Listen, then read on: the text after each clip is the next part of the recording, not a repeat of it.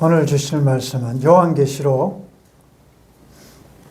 12장 1절에서 6절 말씀을 본문으로 광야라는 제목으로 말씀을 나누겠습니다. 계시록에는 땅에서 일어나는 현장에서의 삶과 또 열린 하늘을 통하여 하늘의 환상, 이상을 보여주는 땅과 하늘이 교대로 나타납니다. 이것은 땅과 하늘이 끊어져 있는 것이 아니고 연결되어 있다는 것을 알 수 있습니다. 비록 우리가 땅에서 살고 있지만 특별히 요한계시록을 공부할 때는 땅과 하늘을 교대로 볼 수 있는 영적인 안목이 필요합니다. 우리가 하늘에서 이 땅에 파송되어 온 광야를 지나는 나그네 삶을 살고 3일 반 후에 우리의 인생이 끝나면 본향 하늘로 돌아갈 자들이기 때문에 너무 땅에만 애착을 가지고 땅의 것만 생각하면서 살아도 안 되고 동시에 너무 하늘만 쳐다보면서 땅의 현실의 삶을 무시하거나 또 무관심하게 생각해서도 안 된다.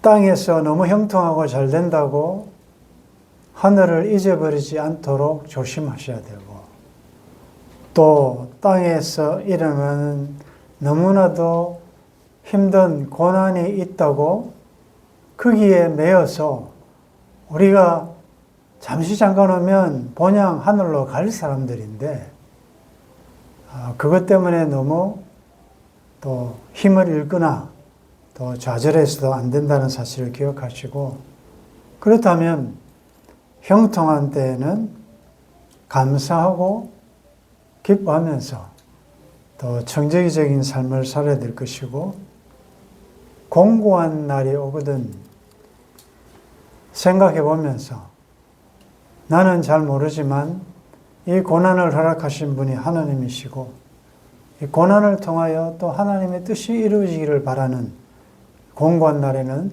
생각해 보아라, 되돌아보아라 이런 말씀이 있는 것입니다. 11장 말씀에 이어서 마지막 나팔에 세 번째 재앙이 와야 되는데 그것은 15장에 나타납니다. 그렇다면 12장과 14장은 중간에 또 막간에 하나님께서 잠깐 환란을 스탑하시고 하나님의 백성들을 교회를 또 위로하고 격려하는 그런 내용으로 또 들어 있습니다. 12장 1절에 하늘에 큰 이적이 보이니 해를 옷 입은 한 여자가 있는데 그 발 아래에는 달이 있고 그 머리에는 12별의 관을 썼더라. 이제 하늘에서 보이는 큰 이적을 또 요한이 목도합니다. 2016년인가요? 해를 품은 달이라는 아주 인기가 많은 드라마가 있었죠. 여기 보니까 해를 옷 입은 여자가 있다. 여러분들 옷을 입었다. 해를 입었다. 해는 주님의 얼굴 영광이 해같이 빛나네. 영광을 표현하지 않습니까? 그러므로 해를 옷 입었다는 것은 이 여자는 굉장히 영광스러움을 옷 입고 있다. 그렇게 볼 수 있죠. 도대체 이 여자는 누구길래 어떻게 주님께 하나님의 속성인 이 영광을 옷 입고 있느냐 우리가 살펴보겠지만 성경에서는 하나님의 백성을, 성도를 여자로 여러 번 표현하고 있습니다. 신부, 아내, 처녀. 결혼을, 혼인잔치를, 장차 어린 양의 혼인잔치를 앞두고 있다는 의미에서 우리는 신부요, 처녀고, 그러나 이미 하나님과 결혼한 언약 관계를 맺었다는 의미에서는 아내들이다. 그리스도의 아내들이다. 이미와 아직. 그러므로 여기 해를 옷 입은 여자는 1차적으로는 구약의 이스라엘, 구약교회를 상징합니다. 교회는 하나님의 영광이 빛나는 영광스러운 교회다. 동시에 이 구약교회는 앞으로 이제 12장 다음 시간에도 계속 이어서 보겠지만 자연스럽게 신약교회로 연결됩니다. 그렇다면 교회의 가장 작은 단위가 나라 그랬지 않습니까? 우리는 예수의 영광을 입고 있는 자들이다. 영광스러운 자들이다. 그런데 그 발 아래는 달이 있고, 발 아래에 있다는 것은, 밟고 있다는 것은 다스리고 있다 그 말이죠. 지배하고 있다. 달이라는 것은 세상을 상징하지 않습니까? 세상을 이 여자가, 교회가 다스리고 있다. 그 권세를 하나님께서 주셨다는 거죠. 자, 그렇다면 우리는 왕 같은 제사장으로서 왕권을 가지고 다스릴 자지 다스림을 받을 자들이 아니다. 여러분들 환경과 상황에 다스림 받으면 되지 않습니다. 여러분들의 그 어려운 상황을 다스리셔야지. 그리스도의 왕권을 우리가 드러내고 그 권세를 사용해야 되는데, 우리는 자꾸 이런저런 어떤 여러 문제에 노출되면 그게 이상하게 종로로 타기가 참 쉬워요. 어떤 의미에서는 염려가 엄습하고 두려움이 있다는 것은 내가 주님이 주신 왕권을 행사하지 않다고 볼 수 있는 것입니다. 밟고 있다. 그 머리에는 12변의 관을 썼더라. 12이라는 것은 항상 성경에서 이제 알겠죠. 이스라엘 12지파, 또 요셉이 꿈꿀 때도 나타났고, 이제 1차적으로 구약 교회 이스라엘이라고 표현하는 것이 이것입니다. 12별의 관을 썼더라. 이전 번역에는 이 관이 면류관으로 되어 있습니다. 이 면류관은 이미 승리했다라는 표시죠. 그러므로 그리스도의 영광을 가지고 머리에 면류관을 쓰고 이미 승리한 교회를 나타내고 있는 거죠. 천상의 교회는 이미 승리한 교회다.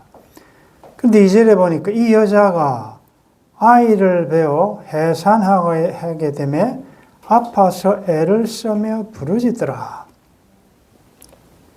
이 여자가, 교회가 아이를 베어, 이 아이는, 자, 이제는 우리가 12장을 참 깊이 한번 공부한 적이 있는데, 성경에서 이 남자아이는 뒤에 나옵니다.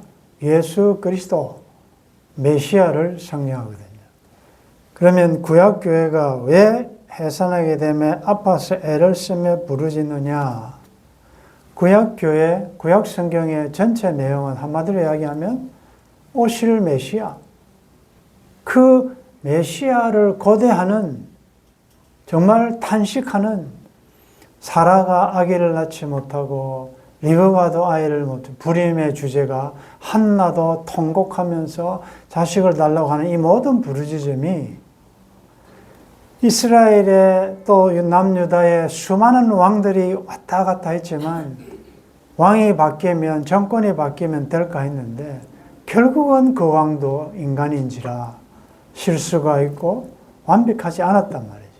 그래서 구약의 모든 성도와 이스라엘 백성들은 오실 메시아, 참 이상적인 공평과 정의로 통치할 왕, 그 메시아를 간절히 고대하고 기대하는 마음을 때로는 시편을 통하여 선지자들이 그 고통하면서 기다렸던 그 메시아가 오심을 고대하는 문학적인 표현이 아이를 베어 해산하게 되면 아파서 애를 쓰며 부르짖는다, 이렇게 표현하고 있다고요. 자, 이 여자 교회가 왜 영광스러우냐? 그것은 이 아이를 품었기 때문에 그렇습니다.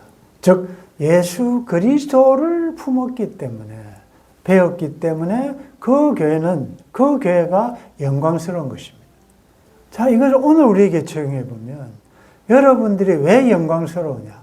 나는 아무것도 아니고 진흙과 같은 자지만 내 속에 영광스러운 보비이신 예수 그리스도를 모시고 있기 때문에 우리는 영광스러운 자들이다.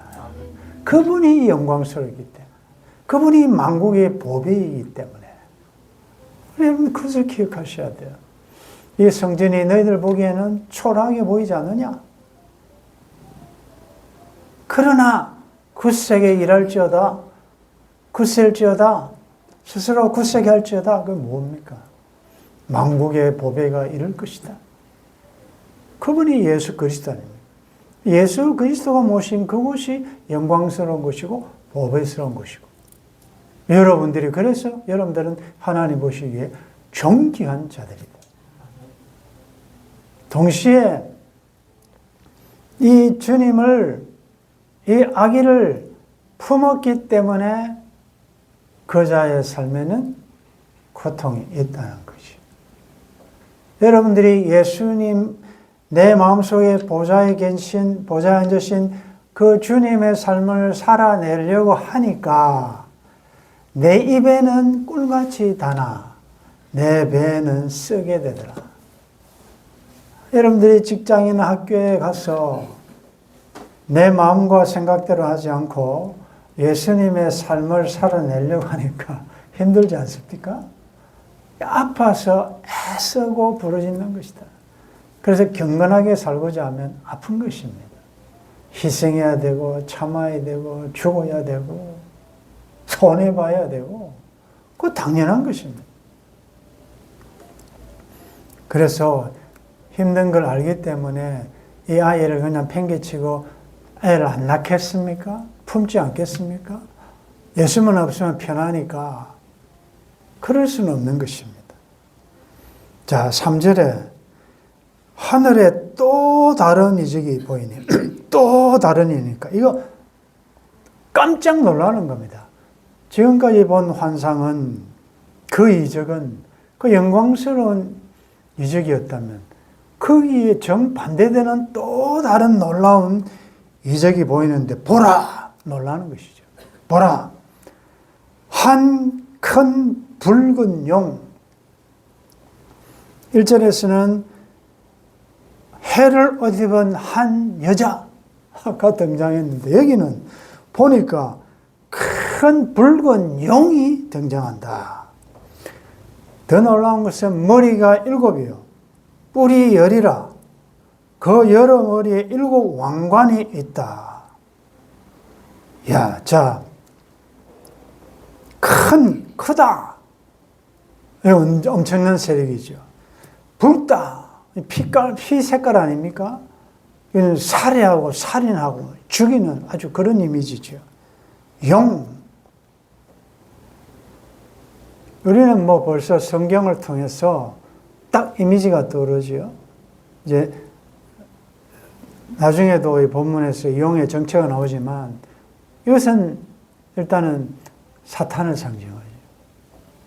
1차적으로는 사탄을 상징하고 동시에 이제는 이 용이 이제 13장에 나타납니다.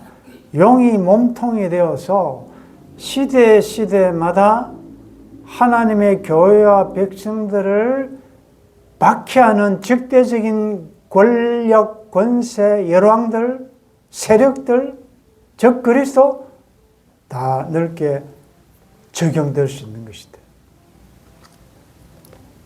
머리가 7이다. 7이라는 숫자는 완전한 수 아닙니까? 머리가 7이니까 얼마나 이 입력될 게 7배나 되니까 지혜롭단 말이에요. 뿔은 성경에서 파워, 힘, 권력을, 권세를 상징하십니까?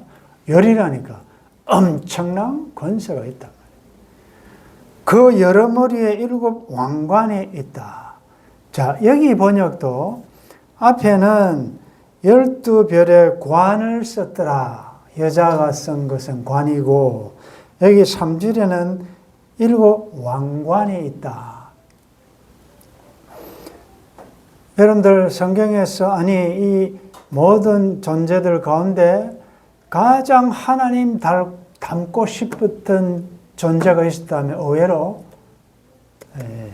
성경에서 이야기하면 사탄이죠. 사탄이 된 것은 하나님처럼 되려고 하다 그렇지 않습니까? 그의 소원은 하나님처럼 되는 거예요. 그래서 지금 여기에 나타나는 7머리, 10뿔, 머리에 관 쓰고 이 모든 것은 하나님 비슷하게 하나님 닮은 모습으로 계속 이제 나타납니다. 짐승들도 그렇고, 오늘 적용해 보면 하나님은 아니지만 하나님처럼 권세가 있는 것처럼 땅에 있는 사람들을 미혹해 하는 그 무엇? 이단들이 그렇지 않습니까? 비슷합니다. 기독교와 비슷합니다. 미혹하죠. 며칠 전인가 이제 지하철을 타고 오는데 이제 소리가 이렇게 큰 소리가 들렸습니다. 주로 젊은 우리 형제 자매들도 어떨 때는 소리를 좀 크게 하지만 주로 소리를 크게 하는 사람들은 주로 어르신들이에요.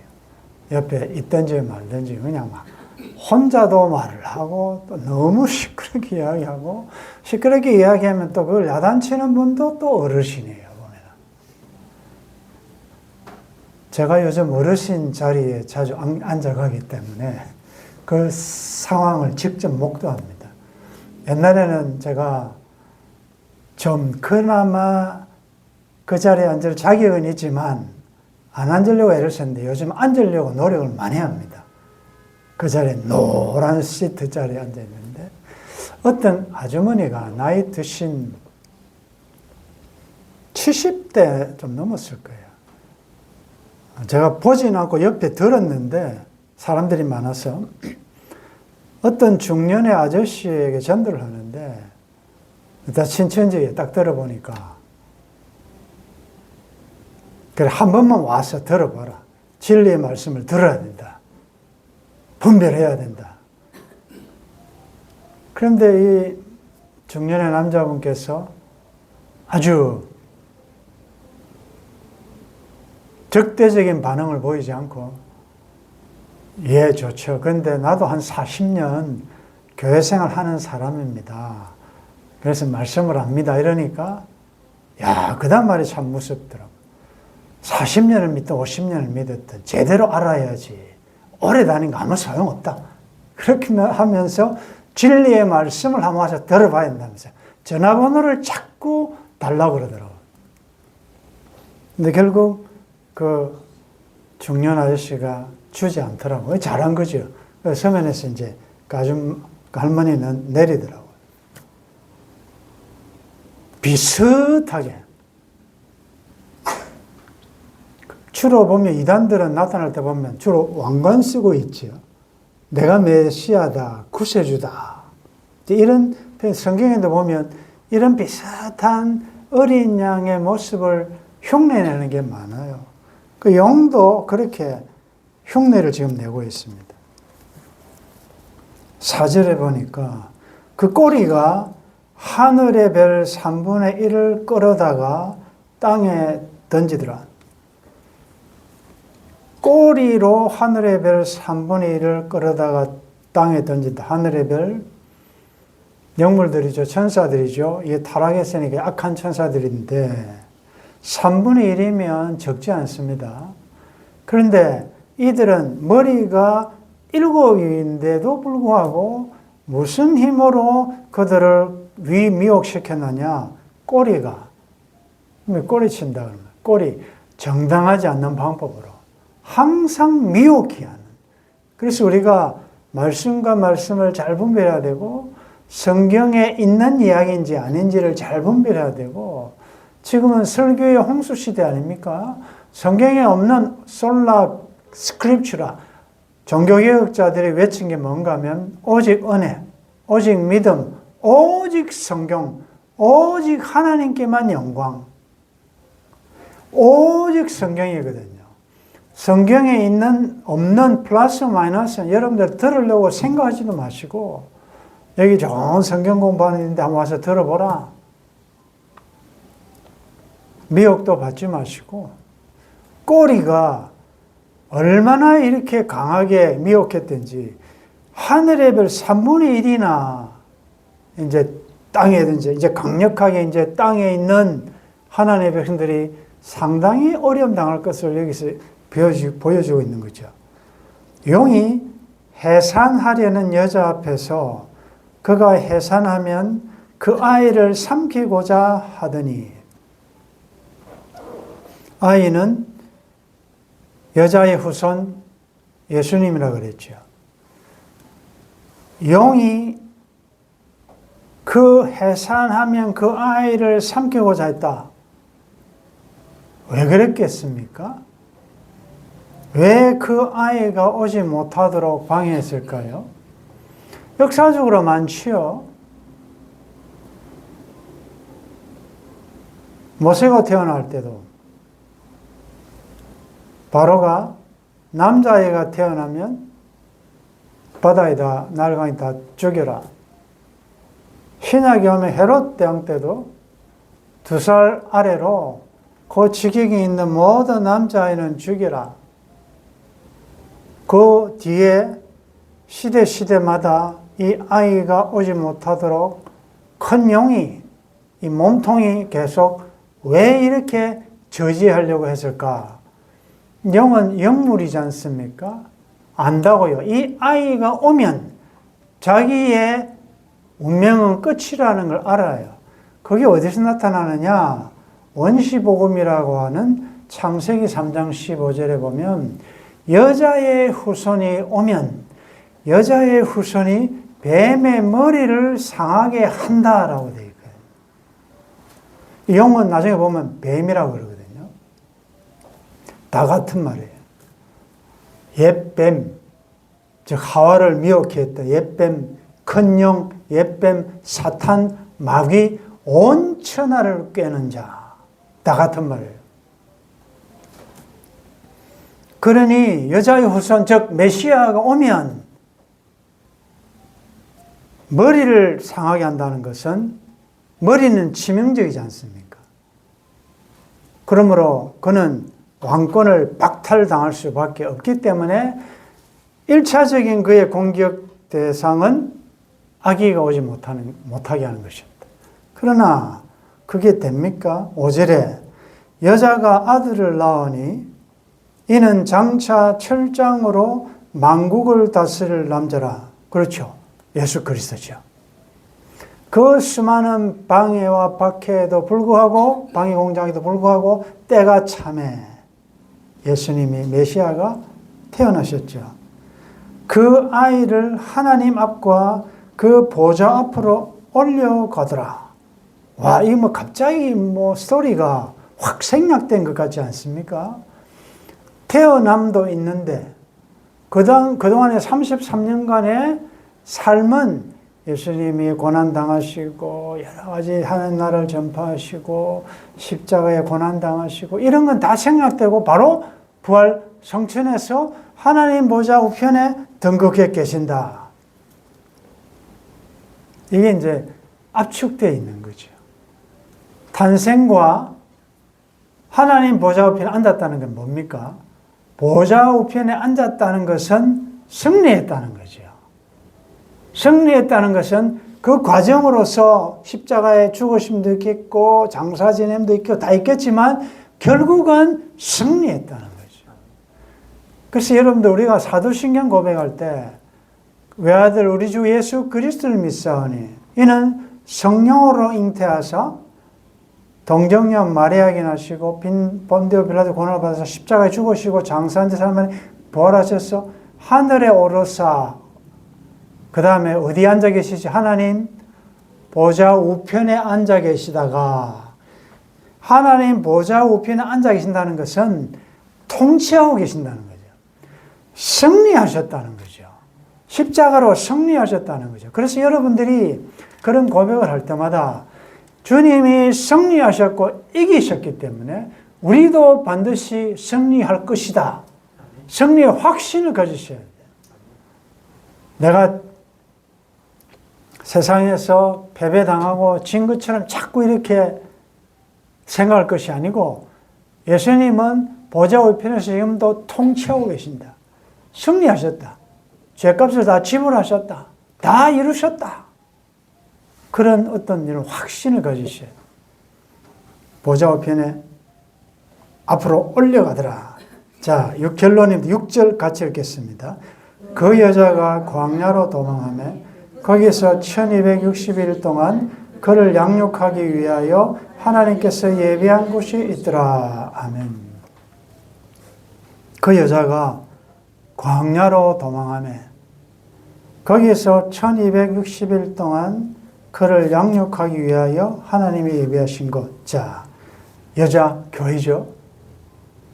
하나님께서 이 그림으로 보여주는 게 뭡니까?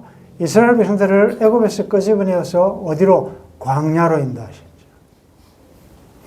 예수님이 세례받으시고 광야에서 시험 받으셨죠. 그러면은 광야로 도망하는데 자기는 도망한 곳이 광야인데 그 광야는 또 어떤 곳이냐? 하나님께서 예비하신 곳이다. 영의 박해를 피하여 교회가 도망갈 수 있도록 피난처로 예비하신 곳이 광야고 그곳은 또 뭐 하는 곳이냐? 하나님이 양육하시는 훈련 학교다. 그렇죠. 광야는 하나님이 예비하신 곳이고 동시에 광야는 하나님이 하나님의 백성들을 훈련시키는 장소다. 그게 광야인데 얼마 동안? 1260일 동안 이 기간 동안 광야에서 머무며 훈련받는다. 1260일 우리 많이 배웠죠. 42달 3년 반 다 같은 말이에요. 이것은 예수님의 초림부터 다시 오실 재림 때까지의 전기간일 수 있고 또 1260일은 지난 11장에 공부한 대로 사흘 반, 즉 하나님이 주신 사명, 모든 백성, 방언, 나라들에게 예언하는 사역의 기간인과 동시에 사탄의 영의 공격을 받는 기간이기도 하고 그러는 동안에 나는 또 사탄을 대적할 하나님의 사람으로 훈련받는 것이 광야다. 좁게는 내 인생의 태어남부터 주님 부르실 때까지가 1260일이다. 광야 아닙니까? 오늘도 하루길 피곤한 광야 여정을 여러분들이 지나셨는데 이 광야는 어떻게 보면 아무것도 심어서 거둘 수 없는 곳이고 정갈과 뱀과 야생동물들의 위협이 있는 곳이고 그러기 때문에 동시에 긍정적으로 보면 하나님만 의지하고 하나님의 공급만을 받을 수 있는 곳이 어디냐? 광야단 말이에요. 그래서 여러분들은 너무 부정적으로만 보지 마시고 어차피 우리의 전 일생은 광야입니다. 광야에 찬바람 불더라도 앞으로 남은 길 멀지 않네. 우리의 삶이 광야라 생각하시고, 광야에서 뭘 원망불평하며, 광야가 그런 곳인데. 그래서 광야에 어려움이 있을수록 한 번 더 하늘 쳐다보면서 하나님께 더 의지하며 하나님께 간구하며 하나님의 도우심을 구하는 곳이 광야다. 오늘 이 말씀을 마무리하면서 여러분들이 잘 아는 광야를 지나며라는 복음성 가사를 소개함으로 마치겠습니다. 왜 나를 깊은 어둠 속에 홀로 두시는지, 어두운 밤은 왜 그리 길었는지, 너를 고독하게, 나를 낮아지게, 세상 어디도 기댈 곳이 없게 하셨네. 광야에 서 있네. 주님만 내 도움이 되시고, 주님만 내 빛이 되시는, 주님만 내 친구 되시는 광야. 주님 손 놓고는 단 하루도 살 수 없는 곳 광야에 서 있네. 주께서 나를 사용하시려, 나를 더 정결케 하시려, 나를 택하여 보내신 그곳 광야. 성령이 내 영을 다시 태어나게 하는 곳 광야에 서 있네. 내 자아가 산산이 깨지고 높아지려 했던 내 꿈도 내려놓고 오직 주님 뜻만 이루어지기를, 나를 통해 주님만 드러나시기를, 광야를 지나며. 얼마 남지 않는 광야 여정, 여러분들 믿음으로 잘 훈련받으시고 1260일이 끝나면 우리는 본향으로 돌아갈 자들입니다. 성령의 도우심으로 믿음으로 이 광야를 잘 통과하시기를 주의 이름으로 축원합니다. 아멘. 12장 말씀을 통하여 다시 한번 위로해 주시니 감사합니다. 우리가 비록 세상적으로는 겉으로 보기에는 아무것도 아닌 것 같지만 하나님의 영광, 그리스도의 영광, 해를 옷 입은 자들이고, 우리는 세상을 다스릴 자들이고, 우리는 이미 승리한 12별의 면류관을 쓰고 있다는 사실. 그러나 아직 이 세상에서 나를 통하여 하실 일이기 때문에 하나님께서 우리를 양육하시기 위하여 광야라는 현실을 허락하셔서 지키시고 보호하시고 하나님의 사람으로 양육해 가시니 감사합니다. 괴로운 인생길 가는 몸이 편안히 쉴 곳 없지만 이제 얼마 남지 않는 저기 뵈는 그 본향을 향하여 믿음으로 한 걸음 한 걸음 전진하는 주의 백성들 될 수 있도록 은혜를 베풀어 주옵소서. 주 예수님의 이름으로 기도드리옵나이다. 아멘.